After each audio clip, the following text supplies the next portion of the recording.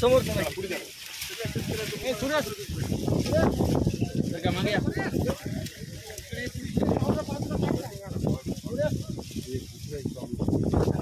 पाठीमागे रस्ता एवढा उंच केलाय की गावात आता जायला यायला मध्ये मध्ये डोकावू नका. 5-7 फूट उंच गडबड करू नका. सांगतो एका मिनिटात. आता इथून चुना नदी एक जाते, नारळचा ओढा एक जाते, दारेफळ, त्याच्यानंतर तेलगाव आणि त्याच्यानंतर आरळ, पुन्हा बळेगाव, त्याच्यानंतर चिखली, कोडगाव, इतक्या गावाचं प्रचंड मोठ्या प्रमाणावर नुकसान झालं या नदीमुळं.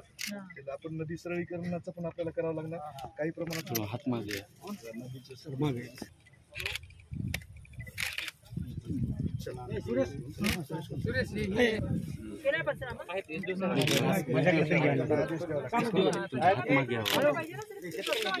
मागे